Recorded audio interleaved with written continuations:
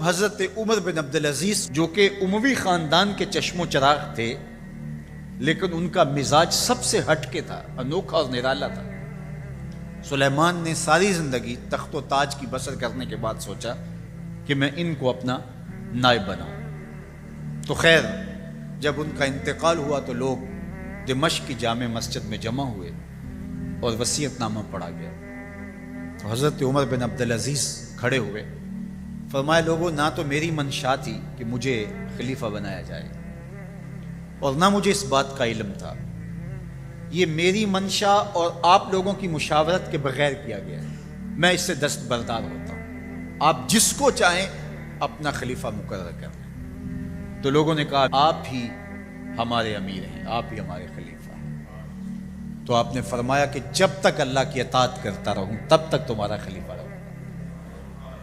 اور پھر آپ نے حکم نامہ جاری کیا کہ میری جتنی جائیداد ہے ساری بیت المال میں جمع کروائی جائے، اور جتنے بھی اموی شہزادے تھے ان کی جائیدادیں جو لوگوں کی ضبط کی ہوئی تھی سب کو بحق سرکار ضبط کرنے کا حکم نامہ جاری کیا۔ حضرت عمر بن عبدالعزیز رضی اللہ تعالیٰ عنہ کے 2 سال 5 ماہ اور چند دنوں کے اندر ایسا عدل پھیلتا ہے کہ لوگ کہتے ہیں ہمیں لگتا تھا آسمان اور زمین کے درمیان ترازو گاڑ دیا گیا ہے، ہر شے پوری تولی جا رہی ہے، اور اتنی خوشحالی آتی ہے لوگ زکوٰۃ کے پیسے لے کے نکلتے ہیں، کوئی زکوٰۃ لینے والا نہیں ملتا۔ ایک علاقے کے لوگ حضرت عمر بن عبدالعزیز کو خط لکھتے ہیں کہ حضرت زکوٰۃ کا کیا کریں؟ فرمایا غریبوں کو دے۔ کہا کوئی غریب رہا ہی نہیں، تو کہا کہ اچھا آپ اس طرح کریں کہ جن کی شادیاں نہیں ہوئی ان کا مہر ادا کر کے شادیاں کروا دیں۔ تو وہ جواب میں لکھتا ہے یہ بھی ہو چکا۔ تو کہا لوگوں کو قرضہ دے دیں۔ کہا کسی کو قرضے کی ضرورت ہی نہیں ہے۔ تو پھر فرماتے ہیں اچھا غیر مسلموں کو قرضہ دیں تاکہ وہ کھیتی باڑی کر کے زراعت کے کام کو بڑھائیں۔ یہ عمر بن عبدالعزیز کا دور ہے۔ عدل پھیلا، نور پھیلا، روشنی پھیلی، شہزادگی کی زندگی سے ایک دم اپنے آپ کو ایک چھوٹے سے کٹیا کے اندر محدود کر دیا۔ اللہ اکبر۔ حضرت عمر بن عبدالعزیز رضی اللہ تعالی عنہ مسلمانوں کے نامور خلیفہ ہے، اور ان کو ان کے عدل، ان کے انصاف، ان کی سادگی اور ان کی زندگی کے اس خوبصورت طرز کی وجہ سے عمر ثانی کہا جاتا ہے۔ اب حضرت عمر رضی اللہ تعالیٰ عنہ کو اپنے بیٹے عاصم کے لیے رشتے کی تلاش تھی کہ کوئی صالح خاتون میسر آئے اور میں اپنے بیٹے عاصم کا اس سے نکاح کروں۔ اور عاصم بن عمر رضی اللہ تعالیٰ عنہ پروان چڑھ رہے تھے، جوانی کی دہلیز پر تھے۔ آپ جانتے ہیں کہ حضرت عمر رضی اللہ تعالیٰ عنہ کا دور خلافت عدل و انصاف پر مشتمل تھا، اور وہ خود رات کو گشت کیا کرتے تھے اور دیکھتے تھے کہ کسی گھر میں مفلسی کا ماتم نہ ہو، کوئی کسی پہ ظلم، جبر اور جور اور زیادتی نہ کر رہا ہو، عدل و انصاف قائم ہو، لوگوں کا خیال رکھتے، لوگوں کی ضروریات کا خیال رکھتے۔ تو ایک گھر کے قریب سے گزرے، سحر کا وقت تھا، تو بیٹی کو اس کی ماں کہہ رہی تھی کہ دودھ میں پانی شامل کر دو۔ تو بیٹی نے کہا کہ امیر المومنین نے منع کر رکھا ہے کہ یہ دھوکہ دہی ہے۔ تو ماں نے کہا کہ امیر المومنین عمر کب دیکھ رہے ہیں؟ تو بیٹی بولی عمر نہیں دیکھ رہا، عمر کا رب تو دیکھ رہا ہے۔ تو حضرت عمر رضی اللہ تعالیٰ عنہ نے جب اس بات کو سنا قدم رک گئے، گھر پر کوئی نشان لگایا اور صبح اپنے بیٹے کے رشتے کے لیے اس بیٹی کو پیغام بھیج دیا، اس کی ماں کو پیغام بھیجا کہ میرے بیٹے عاصم کے لیے اس بیٹی کا رشتہ چاہیے۔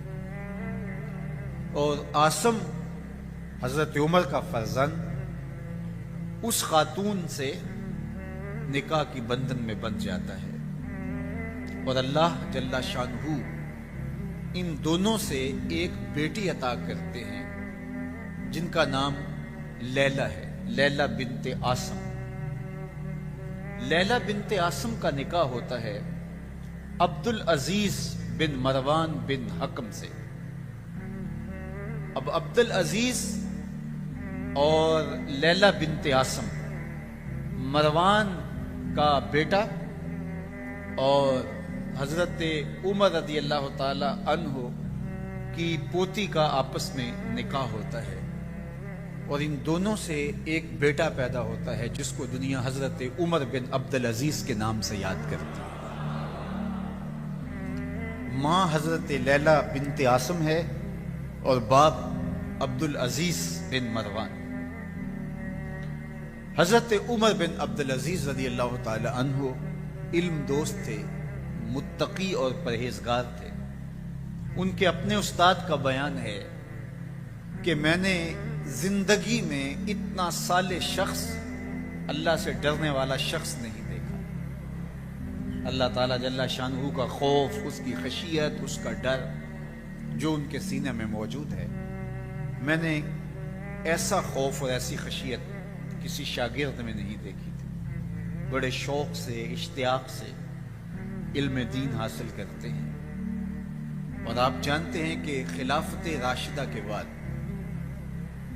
سلطنت کا نظام بنو امیہ نے سنبھال لیا اور ذمہ داریاں انہوں نے سنبھالی، اور بنو امیہ کی بھی دو شاخیں ہیں۔ پہلے یہ بات سمجھ لیجئے گا کہ قریش کے دو بڑے قبیلے تھے، بنو ہاشم اور بنو امیہ۔ اب یہ قریش کی دونوں شاخیں ہیں، اور امیہ کے ایک بیٹے کا نام حرب تھا جن کے بیٹے ابو سفیان ہیں، اور ان کے بیٹے آگے حضرت امیر معاویہ رضی اللہ تعالی عنہ ہے۔ اور امیہ کے دوسرے بیٹے کا نام جو ہے وہ ابو العاص ہے، جن کا بیٹا حکم ہے اور ان کا بیٹا پھر مروان ہے۔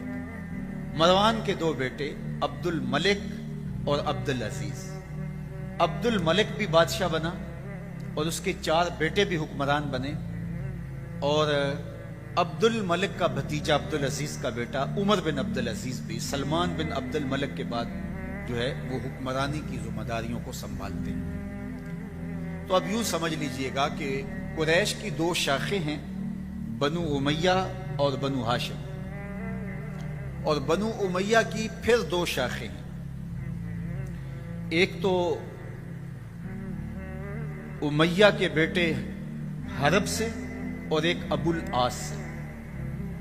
تو حرب کے بیٹے ابو سفیان ہیں، ابو سفیان سے حضرت امیر معاویہ ہیں، اور پھر ان کا بیٹا یزید تخت نشین ہوا، اور یزید کے بعد پھر ان کا بیٹا معاویہ، اور پھر اس کا بیٹا یزید تخت نشین ہوا۔ تو بنو معاویہ کی سلطنت یہاں اختتام کو پہنچتی ہے۔ اب اس دوسری شاخ سے مروان حکمران بنتا ہے، اور مروان کا بیٹا پھر عبد الملک حکمران بنتا ہے۔ یہ بنو امیہ کی ہی دوسری شاخ ہے جو پھر اس جگہ کو سنبھالتی ہے۔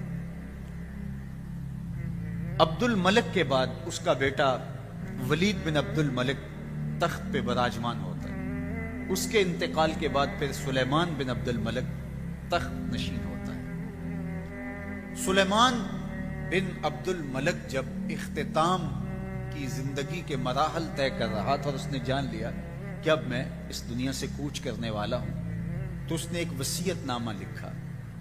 اس وصیت نامے کے اندر متعین اور مقرر کیا خلیفہ حضرت عمر بن عبدالعزیز رضی اللہ تعالیٰ عنہ، جو ان کا چچا زاد بھائی تھا۔ اس کے اپنے بھائی ہشام بن عبد الملک اور یزید بن عبد الملک، یہ بعد میں حضرت عمر بن عبدالعزیز کے انتقال کے بعد تخت خلافت پہ بیٹھتے ہیں، لیکن 2 ان کے بھائی سلیمان بن عبد الملک کا ایک بیٹا، اور ولید بن عبد الملک، یہ حضرت عمر بن عبدالعزیز رضی اللہ تعالی عنہ سے پہلے تخت خلافت پہ براجمان ہوئے۔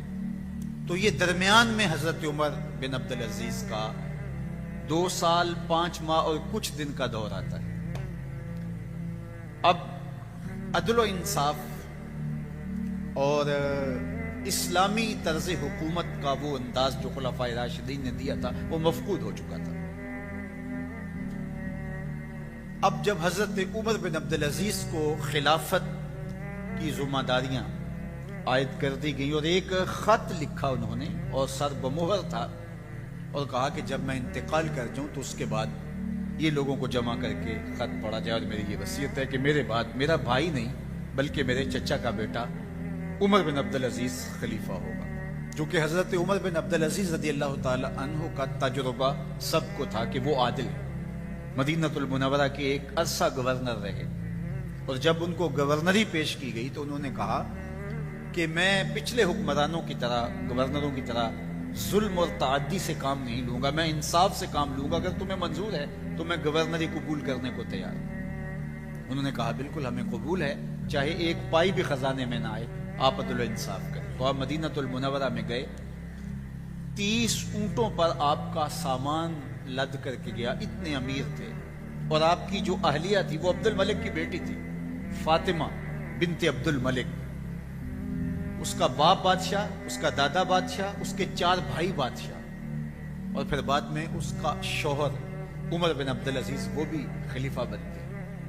تو اس طرح آپ غور کیجئے کہ وہ 7 طرح سے شہزادی تھی۔ فاطمہ بنت عبد الملک، اس کا باپ اس کو ہیروں میں اور سونے میں تولتا تھا، یہ عمر بن عبدالعزیز کی اہلیہ ہے، اور عمر بن عبدالعزیز بھی شہزادے ہیں جو ایک مرتبہ لباس پہن لیتے ہیں دوبارہ نہیں پہنتے، مشک اور عنبر استعمال کیا کرتے تھے، اور جس گلی سے گزرتے تھے لوگ سمجھ جاتے تھے آج عمر بن عبدالعزیز یہاں سے گزرے، معطر رہتے تھے، اور ہر طرح سے آسودہ اور ہر طرح سے خوش شکل بھی تھے، عالم بھی تھے، فقیہ بھی تھے، شہزادے بھی تھے۔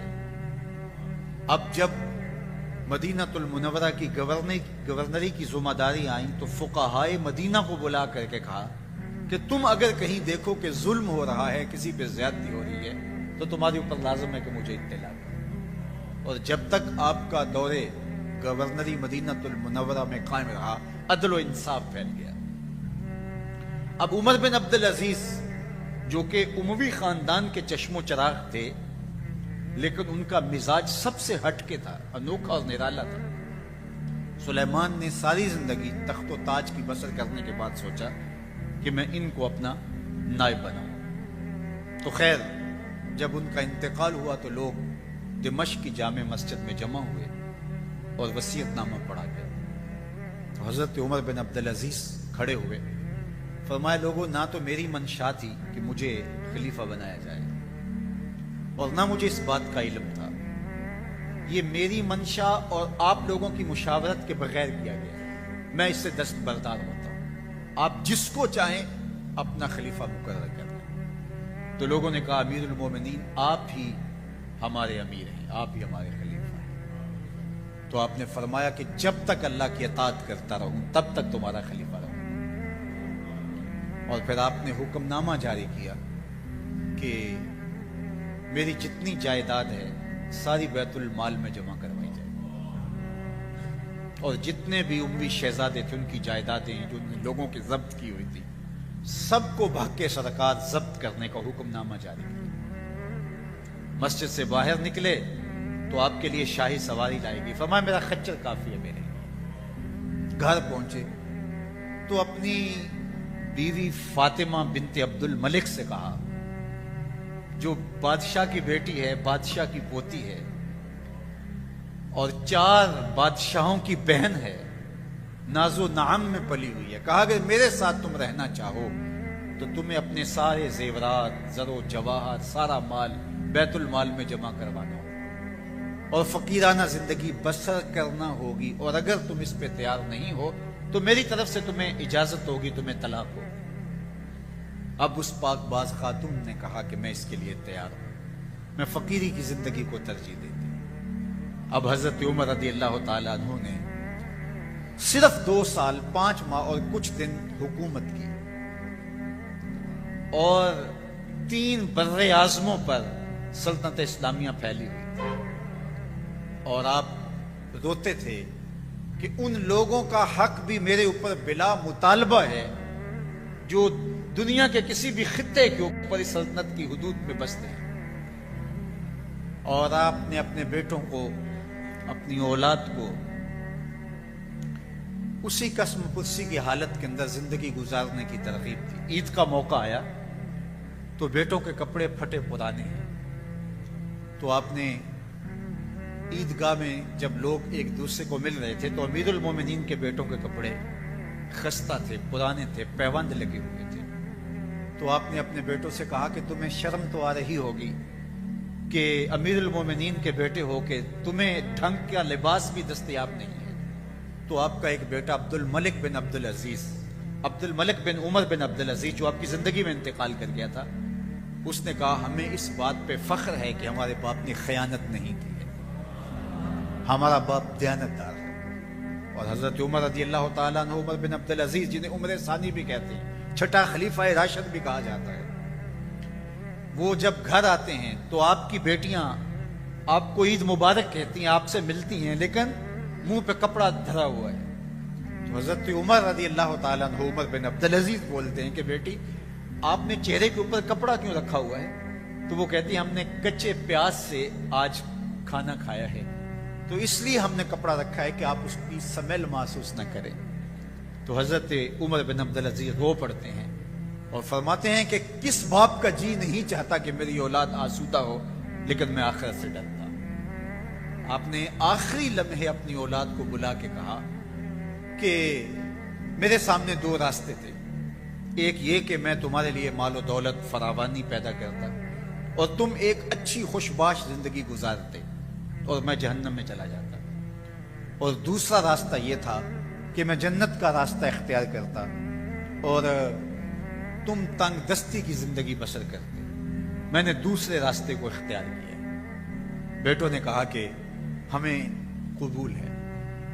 आपने जब छोड़ा इस दुनिया को तो अपने बेटों के लिए एक दिरहम भी नहीं छोड़ा, बिल्कुल खाली हाथ इस दुनिया से गए, एक दिरहम भी नहीं छोड़ा। जब आपको जहर दिया गया तो गुलाम को पकड़ लिया गया जिसने जहर दिया गया, और उसको 1000 अशरफी दी गई इस काम, तो उससे जब्त की और वो अशरफियां भी बैतुल माल में जमा करवा दी।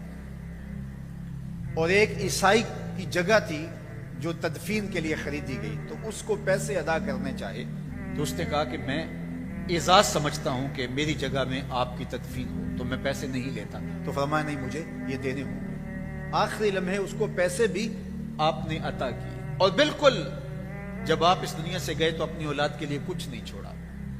और हश्शाम बिन अब्दुल मलिक जो आपके बाद तख्त खिलाफत पे बैठा और 20 साल तक उसने बहुत ज्यादा पैसे जोड़े, एक दिन औलाद ने कहा कि आप हमारे खर्चात में फरावानी नहीं कर रहे, तो उसने कहा कि मैं तुम्हारे लिए ही जोड़ रहा हूं। और जब वो फौत हुआ तो उसके हर बेटे को 10-10 लाख दिरहम मिले, इतनी खती रकम मिली।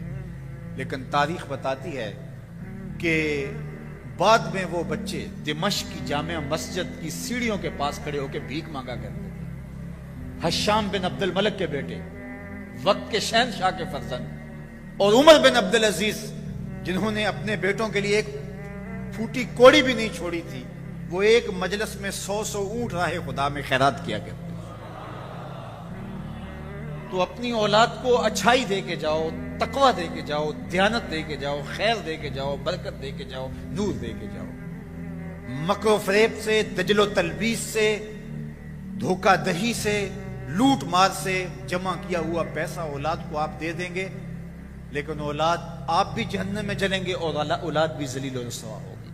तो हज़रत उमर बिन अब्दुल अजीज रज़ी अल्लाह तआला ने हमें बताया कि किस तरह अपने घर वालों को संभाला जाता है। जब हजरत उमर बिन अब्दुल अजीज का दौर आता है तो नया लिबास पहनने के लिए भी दस्तयाब आपके पास कुछ नहीं होता है। तो बीवी कहती है कि आज ईद का दिन है तो कुछ आप एडवांस तनख्वाह ही ले लें जिससे हम कम से कम अपनी जरूरियात को तो पूरा करें। तो हजरत उमर बिन अब्दुल अजीज ने कहा, यह बात तुमने ठीक कही। तो आप जाते हैं नाज़िम मालियात के पास और उसको कहते हैं कि 1 महीने की तनख्वाह अगर मुझे एडवांस दे दें तो ईद का दिन है, मैं अपनी जरूरियात को पूरा कर लूँ। अब वो वजीर खजाना क्या बोलता है, अमीरुल मोमिनीन कह रहा है, तो वो कहता है जनाब हाजिर है सब कुछ, लेकिन वो भी तरबियत याफ्ता उमर बिन अब्दुल अजीज का था। उसने कहा आप मुझे लिख के दे सकते हैं कि आप 1 महीने तक जिंदा रहेंगे? تو حضرت عمر بن عبدالعزیز وہیں سے واپس پلٹ آتے ہیں. کہا تیری مہربانی، تو نے مجھے صحیح بات بتائی. یہ عمر بن عبدالعزیز کا دور ہے.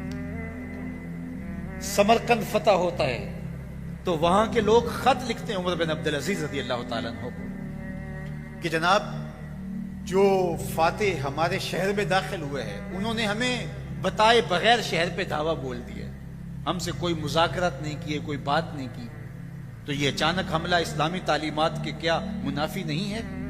مسلمان تو موقع دیتے ہیں، یا جزیہ دو، فدیہ دو، جزیہ دو، یا پھر اسلام قبول کرو یا پھر ہم حملہ کریں گے. انہوں نے کوئی بات نہیں کی.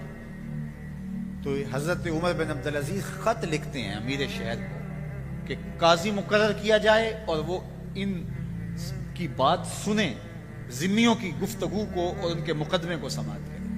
عدالت لگتی ہے، امیر شہر بھی آتا ہے اور ذمی بھی جمع ہوتے ہیں. قاضی فیصلہ دیتا ہے کہ فوجیں واپس شہر سے باہر جائیں، شہر کو چھوڑ دیا جائے گا، پھر وہاں جا کر کے آپ ان کو مذاکرات کے لیے بلائیں گے. مذاکرات کامیاب نہیں ہوتے تو پھر آپ کو اختیار ہوگا حملہ کرنے کا، پھر یہ جیتیں یا آپ جیتے، یہ فیصلہ بات کا ہے. ان ذمیوں نے، ان کفار نے کہا کہ ہم آپ کی سلطنت کو قبول کرتے ہیں. یہ عمر بن عبدالعزیز رضی اللہ تعالیٰ عنہ کا دور. حضرت عمر بن عبدالعزیز رضی اللہ تعالیٰ عنہ کے 2 سال 5 ماہ اور چند دنوں کے اندر ایسا عدل پھیلتا ہے کہ لوگ کہتے ہیں ہمیں لگتا تھا آسمان اور زمین کے درمیان ترازو گاڑ دیا گیا ہے، ہر شے پوری تولی جا رہی ہے. اور اتنی خوشحالی آتی ہے لوگ زکوٰۃ کے پیسے لے کے نکلتے ہیں، کوئی زکوٰۃ لینے والا نہیں ملتا. ایک علاقے کے لوگ حضرت عمر بن عبدالعزیز کو خط لکھتے ہیں کہ حضرت زکوٰۃ کا کیا کریں؟ فرمایا غریبوں کو دے. کہا کوئی غریب رہا ہی نہیں. تو کہا کہ اچھا آپ اس طرح کریں کہ شادیاں کروا دیں، جن کی شادیاں نہیں ہوئی ان کا مہر ادا کر کے شادیاں کروا دیں. تو وہ جواب میں لکھتا ہے یہ بھی ہو چکا. تو کہا لوگوں کو قرضہ دے دیں. کہا کسی کو قرضے کی ضرورت ہی نہیں ہے. تو پھر فرماتے ہیں اچھا غیر مسلموں کو قرضہ دیں تاکہ وہ کھیتی باڑی کر کے زراعت کے کام کو بڑھائیں. یہ عمر بن عبدالعزیز کا دور. یہ خلیفہ ششم حضرت عمر بن عبدالعزیز رضی اللہ تعالیٰ عنہ کا عہد فرخ فال ہے، عہد ہمایوں ہے. اللہ اکبر. حضرت عمر بن عبدالعزیز رضی اللہ تعالیٰ عنہ کہ جب انتقال کا آخری وقت آتا ہے تو حشام بن عبد الملک نے دیکھا کہ لوگ کثرت کے ساتھ آپ کا حال پوچھنے آ رہے ہیں اور آپ نے جو قمیص پہنی ہے وہ میلی ہے. تو اپنی بہن فاطمہ سے حشام بولتا ہے کہ یہ قمیص تبدیل کر دی جائے. بہن خاموش رہتی ہے. پھر دوسری مرتبہ، پھر تیسری مرتبہ. تو پھر بہن نے کہا کہ بھائی تم بار بار کہے جا رہے ہو، کوئی دوسری قمیض ہو تو پہنا ہو. یہ 3 بر اعظموں پر پھیلی ہوئی سلطنت کے خلیفہ کی کہانی سنا رہا ہوں میں آپ سے. آج تو ایک شہر کا ناظم، ایک شہر کا ڈی سی، ایک شہر کا حکمران، ایک گاؤں کا چودھری مان نہیں ہے، لیکن یہ 3 بر اعظموں پہ پھیلی ہوئی سلطنت کے خلیفہ کی کہانی ہے کہ سانسیں ٹوٹ رہی ہیں اور دوسری قمیض دستیاب نہیں ہے. اللہ اکبر. حضرت امام اوزائی رضی اللہ تعالی عنہ فرماتے ہیں کہ جب حضرت عمر بن عبدالعزیز کا انتقال ہوا تو میں جنازے میں شامل ہوا. جنازے سے فارغ ہو کے میں جا رہا تھا کہ راستے میں میں نے دیکھا کہ ایک پادری ہے. تو اس سے جب بات ہوئی تو وہ رو پڑا. تو میں نے اس کو کہا کہ آپ پادری ہو کے رو رہے ہیں، جو انتقال کرنے والے ہیں وہ تو امیر المومنین تھے، مسلمانوں کے امیر تھے. اس نے کہا کہ میرا مسئلہ یہ نہیں ہے کہ مسلمانوں کے امیر المومنین انتقال کر گئے، میرا مسئلہ یہ تھا کہ ایک نور تھا آسمان سے زمین تک پھیلا ہوا، وہ بجھ گیا ہے. رجا بن حیوہ کہتے ہیں، یہ وزیر اعظم تھے، کہتے ہیں کہ جب عمر بن عبدالعزیز کا انتقال ہوتا ہے تو مجھے یہ شرف نصیب ہوا کہ میں ان کی لحد میں اترا، اور جب میں نے کفن کی تنیاں کھولی تاکہ ان کا رخ قبلے کی طرف کر دوں تو کہا ان کا رخ پہلے ہی قبلے کی طرف ہوا. کہتے ہیں واللہ آج تک میں نے اتنا روشن چہرہ کبھی کسی کا دیکھا ہی نہیں جیسا عمر بن عبدالعزیز کا چہرہ. عدل پھیلا، نور پھیلا، روشنی پھیلی، اللہ ان کی رحمت پہ، ان کی مرقد نور پہ کروڑوں رحمتوں کا نزول فرمایا۔ حضرت عمر بن عبدالعزیز کا دور خلافت بہت طویل نہیں ہے، جیسا میں نے بتایا آپ کو، صرف 2 سال 5 ماہ اور چند دن آپ نے سلطنت کی، اور اتنے دانا، اتنے بینا، اتنے سمجھدار، اور اتنے اس قدر زندگی، شہزادگی کی زندگی سے ایک دم اپنے آپ کو ایک چھوٹے سے کٹیا کے اندر محدود کر دیا۔ اولاد جو ہے وہ ان کے لیے بھی کچھ نہیں، بیوی بھی، اللہ اکبر۔ ایک مرتبہ بیوی کہتی ہے کہ آپ کچھ تھوڑا سا ادھار لے لیں، میں مزدوری کر کے جو ہے وہ اس کو اتار لوں گی۔ اللہ اکبر۔ 7 بادشاہوں کی بہن ہو کے، 7 بادشاہوں کی شہزادی ہو کے وہ عمر بن عبدالعزیز کے گھر کے اندر جو ہے وہ یہ پکار کر رہی ہے۔ یہ ان کا دور خلافت تھا، ان کا انداز زندگی تھا۔ اللہ اکبر۔ حضرت عمر بن عبدالعزیز رضی اللہ تعالی عنہ مسلمانوں کے نامور خلیفہ ہے، اور ان کو ان کے عدل، ان کے انصاف، ان کی سادگی اور ان کی زندگی کے اس خوبصورت طرز کی وجہ سے عمر ثانی کہا جاتا ہے۔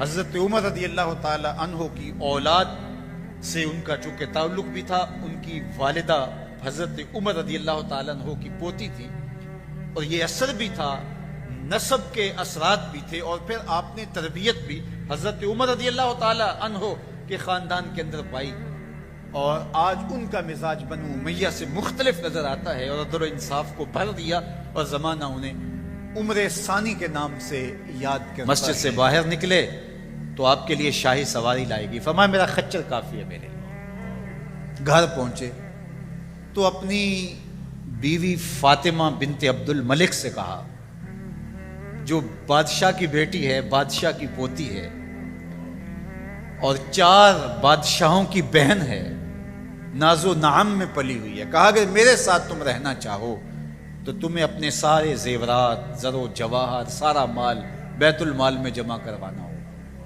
اور فقیرانہ زندگی بسر کرنا ہوگی۔ اب اس پاک باز خاتون نے کہا کہ میں اس کے لیے تیار ہوں، میں فقیری کی زندگی کو ترجیح دیتی ہوں۔ اب حضرت عمر رضی اللہ تعالیٰ عنہ نے صرف 2 سال 5 ماہ اور کچھ دن حکومت کی، اور 3 بر اعظموں پر سلطنت اسلامیہ پھیلی ہوئی تھی، اور آپ روتے تھے کہ ان لوگوں کا حق بھی میرے اوپر بلا مطالبہ ہے جو دنیا کے کسی بھی خطے کے اوپر اس سلطنت کی حدود میں بستے ہیں۔ عید کا موقع آیا، عیدگاہ میں جب لوگ ایک دوسرے کو مل رہے تھے تو امیر المومنین کے بیٹوں کے کپڑے خستہ تھے، پرانے تھے، پیوند لگے ہوئے تھے، تو آپ نے اپنے بیٹوں سے کہا کہ تمہیں شرم تو آ رہی ہوگی کہ امیر المومنین کے بیٹے ہو کے تمہیں ڈھنگ کا لباس بھی دستیاب نہیں ہے۔